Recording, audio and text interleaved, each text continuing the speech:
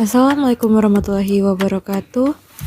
Kami dari kelompok 5 akan menjelaskan materi dari penggolongan serta tata hukum yang ada di Indonesia. Kita masuk ke dalam materi yang pertama. Ada dua jenis hukum berdasarkan bentuknya, hukum tertulis dan hukum tidak tertulis. Berikut adalah penjelasannya. Hukum tertulis adalah hukum yang telah dicantumkan oleh berbagai peraturan perundang-undang secara tertulis. Contoh hukum tertulis adalah UUD 1945, Keputusan Presiden, KUHP, dan lain-lain.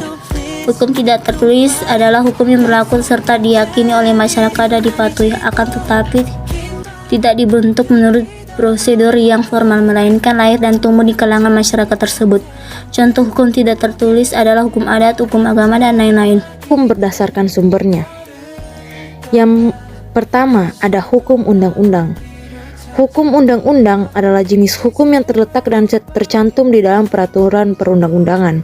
Contohnya bisa kalian lihat di dalam slide yang ada di video. Lalu yang kedua ada hukum kebiasaan.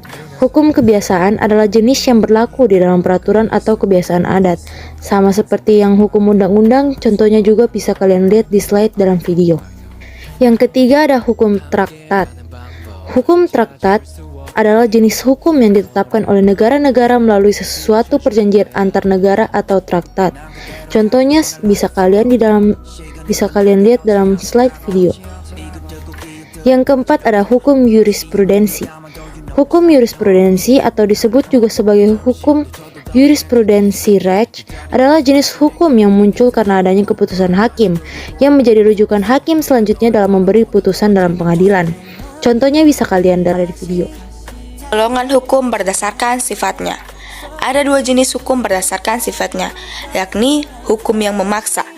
Hukum yang memaksa adalah jenis hukum yang dalam keadaan bagaimanapun harus dan mempunyai paksaan yang mutlak. Contohnya, hukuman bagi perkara pidana, maka sanksinya secara paksa wajib untuk dilaksanakan. Kedua, hukum yang mengatur. Hukum yang mengatur adalah jenis hukum yang dapat dikesampingkan saat pihak-pihak bersangkutan telah membuat peraturan tersendiri dalam suatu perjanjian. Contohnya, hukum mengenai warisan yang dapat diselesaikan dalam kesepakatan antara pihak-pihak yang terkait. 4. Penggolongan hukum berdasarkan tempat berlakunya. Ada 3 jenis hukum berdasarkan tempat berlakunya, yakni hukum nasional, hukum internasional, dan hukum asing. Berikut adalah penjelasan penggolongan hukum menurut wilayah berlakunya. Hukum nasional. Hukum nasional adalah jenis hukum yang berlaku di dalam wilayah negara tertentu. Hukum nasional harus dilaksanakan oleh warga negara tersebut. Hukum internasional.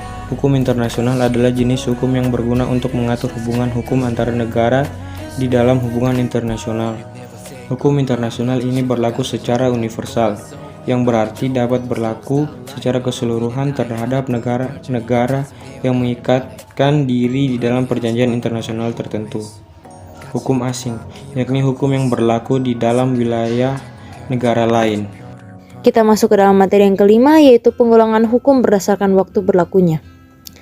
Yang pertama ada hukum positif atau ius constitutum.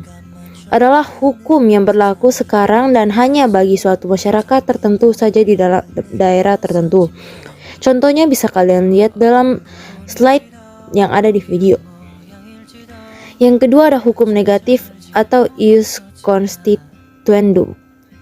Adalah hukum yang diharapkan dapat berlaku pada waktu yang akan datang. Contohnya bisa kalian lihat dalam slide di video.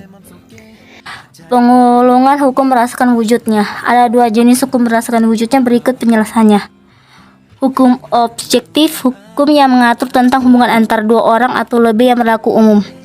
Dalam artian hukum di dalam suatu negara ini berlaku secara umum dan tidak mengenal terhadap orang atau golongan tertentu saja. Hukum subjektif, hukum yang muncul dari objektif dan berlaku terhadap seseorang atau lebih.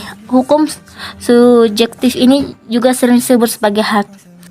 Kita masuk ke materi yang ketujuh, yaitu penggolongan hukum berdasarkan isinya.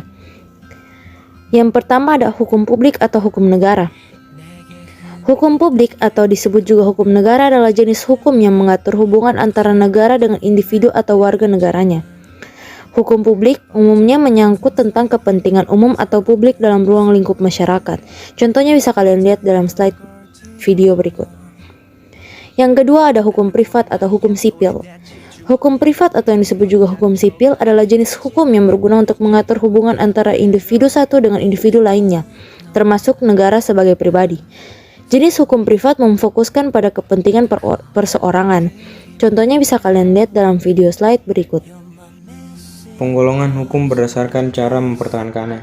Ada dua jenis hukum berdasarkan cara mempertahankan, yakni hukum material dan hukum formal.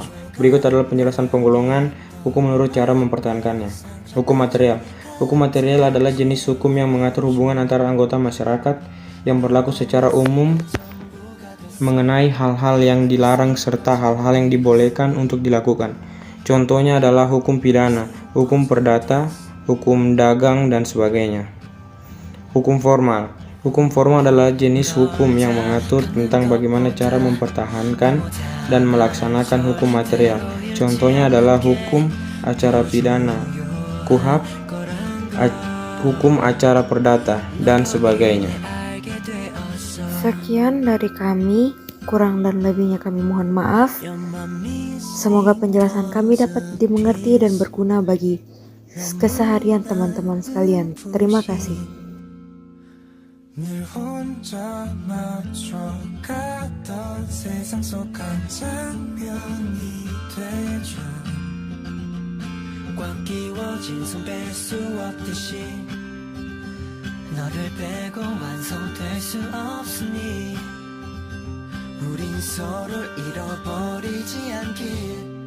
I'm missing puzzle piece.